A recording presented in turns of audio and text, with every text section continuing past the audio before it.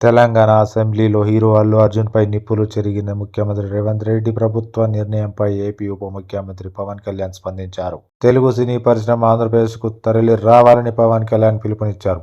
పవన్ ఈ పిలుపునివ్వడం ఆసక్తిని సంతరించుకుంది.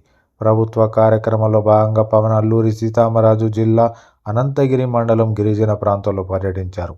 ఈ సందర్భంగా అక్కడ ఉన్న చుట్టుపక్కల ప్రాంతాలను పరిశీలించి ప్రకృతికి తన్మయత్వం చెందారు. గిరిజన ప్రాంతాల్లో ఎటువంటి అందమైన సుందరమైన ప్రదేశాలు ఏపీలో చాలా ఉన్నాయని సినీ పరిశ్రమకు బాగా ఉపయోగపడతాయన్నారు.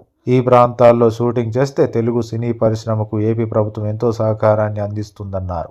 అంతేకాకుండా స్థానికులు ఉపాధి లభిస్తుందని, పరిశ్రమకు తగిన చేయూతనిస్తామని పవన్ హామీ ఇచ్చారు.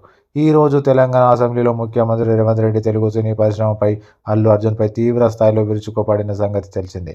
తాను ముఖ్యమంత్రిగా ఉన్నంత కాలం సినిమాలకు, బెనిఫిట్ షోలకు టికెట్ ధరలు పెంచుకోవడానికి అనుమతి ఇచ్చేది లేదని తేల్చి చెప్పారు. అల్లు అర్జున్కు కాలు బాగోలేదా, చెయ్యి బాగోలేదా, కన్ను బాగోలేదా, కిడ్నీ బాగోలేదా, పరిశ్రమ మొత్తం ఫాలోమంటూ తరలి వెళ్ళిందంటూ మండిపడ్డారు. థియేటర్లో జరిగిన ఘటనలో రేవతి అనే మహిళ మృతి చెందగా ఆమె 9 ఏళ్ల కుమారుడు శ్రీతేజ కిమ్స్ ఆసుపత్రిలో చికిత్స పొందుతున్నారు.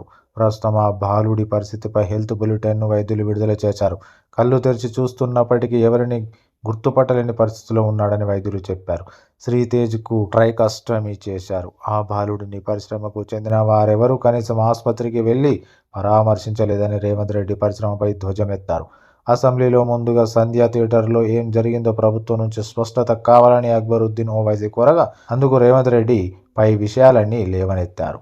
భవిష్యత్తులో తెలంగాణలో ఏ సినిమాకు టికెట్ ధరలు పెంచుకునేందుకు అనుమతి ఇవ్వబోమని మరో మంత్రి కోమటిరెడ్డి వెంకటరెడ్డి కూడా ప్రకటించారు.